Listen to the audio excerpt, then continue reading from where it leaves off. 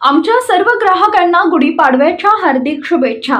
गुढीपाडव्यानिमित्त Lakshmi enterprises flora furniture steel व electronics mall देत आहे भरघोस 15% डिस्काउंट। लग्न रुखवतासाठी लागणारी स्टील भांडी, सागवानी बेड, डिझायनर कपाट, teapoy, dining table, sofa set, showcase इत्यादी फर्निचर, हॉटेल, कॉफी शॉप आणि ऑफिस फर्निचर, तसेच टीव्ही, फ्रीज, वॉशिंग मशीन, आटा चक्की इत्यादी इलेक्ट्रॉनिक्स वस्तू योग्य दरात व भरपूर व्हरायटीमध्ये मिळण्याचं एकमेव ठिकाण Lakshmi enterprises flora furniture steel व इलेक्ट्रॉनिक मॉल, 3 रस्ता, बार्शी रोड, शेगाव, दुमाला, पंढरपूर। नमस्कार, मी सचिन कुलकर्णी। आपण पाहताय शिवशाही न्यूज। आज सोलापूर येथे जिल्हाधिकारी कार्यालयामध्ये महाविकास आघाडीचे जे माढा लोकसभा मतदारसंघाचे जे उमेदवार आहेत धैर्यशील भैया मोहिते पाटील हे अर्ज भरण्यासाठी आपल्या मोजक्या काही कार्यकर्ते आणि पदाधिकाऱ्यांसोबत आलेले आहेत। त्याच्यासोबतच आज अनेक जे घटक पक्ष आहेत त्यांचे पदाधिकारी देखील आपल्या सोबत आहेत। राष्ट्रवादीचे ओबीसी प्रदेशाध्यक्ष राजापूरकर आपल्या सोबत आहेत। आपण त्यांच्याकडून जाणून घेऊया की नेमकी आजची त्यांची भूमिका काय आहे। भैया अर्ज भरायला आलेत, काय प्रतिक्रिया तुमची? असं आहे की कोणीतरी म्हटलं होतं, आम्ही ऐकलं होतं निवडणुकीच्या काळाच्या अगोदर की अबकी बार 400 पार, अबकी बार 400 पार करून ते देशामध्ये ओरडत होते। आता अबकी बार 400 पारला रोखण्यासाठी पवार साहेबांनी वेगवेगळे योद्धे पुणे महाराष्ट्रात आणि देशामध्ये राहुल गांधी, उद्धव साहेब ठाकरे यांच्या सहकार्याने एकत्रितपणे भरले आहेत। त्यापैकी एक योद्धा म्हणजे धैर्यशील दादा मोहिते। हा योद्धा आता अबकी बार 400 पारला रोखणार हे तुम्ही पाहाल। आणि याचं ज्वलंत उदाहरण म्हणजे आज ज्या पद्धतीने माढ्यामध्ये त्यांचं काल जे स्वागत झालेलं आहे आणि आज संध्याकाळी 4:30 वाजता जर त्या ठिकाणी आपण प्रचाराचा नार वाढवणार आहोत, हे तुम्हाला एकंदरीत दिसून येईल की अबकी बार 400 पार कसं रोखायचं आहे करून। माढा लोकसभा मतदारसंघामध्ये राष्ट्रवादी काँग्रेस शरद पवार गटाकडून धैर्यशील भैया अर्ज भरत आहेत। सोबत ठाकरे गट आहे, शिवसेना आहे, त्याचबरोबर काँग्रेस आहे। परंतु ही जी प्रचाराची रणनीती आहे ती नेमकी कशी असेल? कारण काल परवापर्यंत भैया भाजपमध्ये होते, त्यांचे बरेचसे पदाधिकारी अजून काही भाजपमध्ये आहेत, काही राष्ट्रवादीमध्ये आलेले आहेत। नेमकी रणनीती कशी असणार आहे? इंडियाची ताकद, इंडियाची ताकद। काही इथे आहेत, काही तिथे आहेत, काही कुठे आहेत, काही पाठीमागे आहेत, काही पुढे आहेत। इंडियाची ताकद महाराष्ट्रामध्ये आणि देशामध्ये इंडियाची आघाडी जी आहे, ज्याच्यामध्ये शिवसेना असेल, काँग्रेस असेल, राष्ट्रवादी असेल किंवा देशामध्ये इतर मित्रपक्ष असतील, हा सगळा पक्ष एकवटणार आहे। महाराष्ट्राच्या कानाकोपऱ्यामधनं प्रत्येक कार्यकर्ता जो ज्या मित्रपक्षामध्ये आहे, आघाडीमध्ये आहे, तो एकवटणार आहे आणि इंडियाची ताकद लढणार आहे। आणि धैर्यशील दादा मोहिते असतील किंवा मग त्या ठिकाणी विजयदादा मोहिते पाटील असतील, यांची ताकद आजमावण्याचा कोणी प्रयत्न करू नये। काल रात्री तो प्रयत्न झाला होता, मला असं वाटतं आकाशामध्ये तुम्ही पण ऐकलं होतं, आम्ही पण ऐकलं होतं टीव्हीच्या माध्यमातून। तो प्रयत्न अपयशी ठरलेला आहे, त्यामुळे त्यांना रोखण्याची ताकद कोणी दाखवू नये। अबकी बार 400 पार कसं रोखायचं आहे त्याचं नियंत्रण ठरलेलं आहे आता। ओबीसी असेल, एनटी असेल, एसटी असेल, ह्या ज्या बहुजन समाज आहे त्यांचं तुम्ही नेतृत्व करताय, कसा प्रतिसाद आहे? बहुजनामध्ये माळी असेल, धनगर असेल, वंजारी असेल, हा जो एक मोठा समाज आहे, याच्या व्यतिरिक्त 12 बलुतेदार ओबीसी राष्ट्रवादी काँग्रेस पार्टी शरदचंद्र पवार गटाकडून आम्ही पत्रकार परिषद घेतली होती। 12 बलुतेदार करणं वाड्या वस्ती होती प्रचार।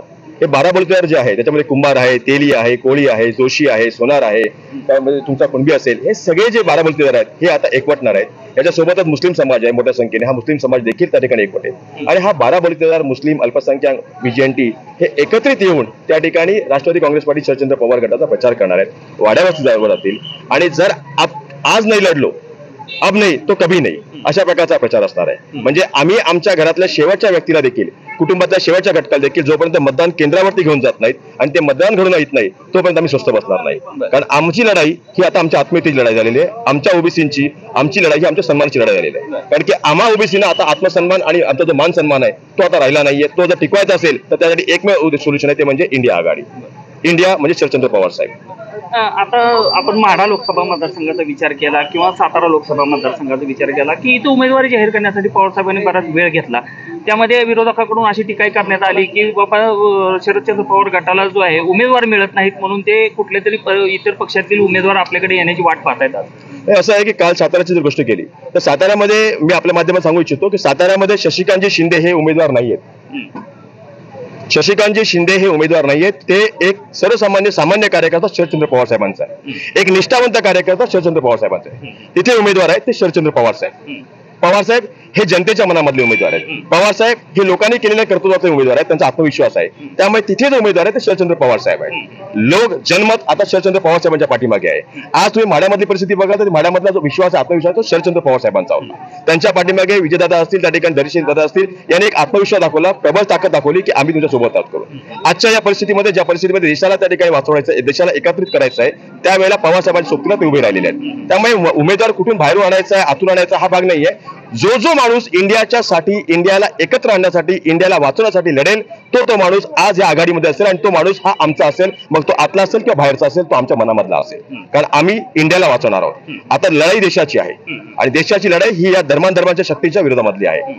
त्यासाठी ओबीसी असेल, एससी असेल, एसटी असेल, अल्पसंख्याक असेल, व्हीजीएनटी असेल, भटके विमुक्त असेल, प्रत्येक जण एकवटेल आणि ही आमची शेवटची लढाई आहे. तुम्ही महाराष्ट्राचं नेतृत्व करताय एका आघाडीचं, म्हणून तुम्हाला हा प्रश्न विचारला जातोय की बारामतीमध्ये आज पवार घराण्यातल्या 2 महिला उमेदवार एकमेकाच्या समोर उभारल्या. ही ननंद भाऊजाईंची जी लढाई आहे त्यामध्ये कसं चित्र असेल येत्या काळामध्ये?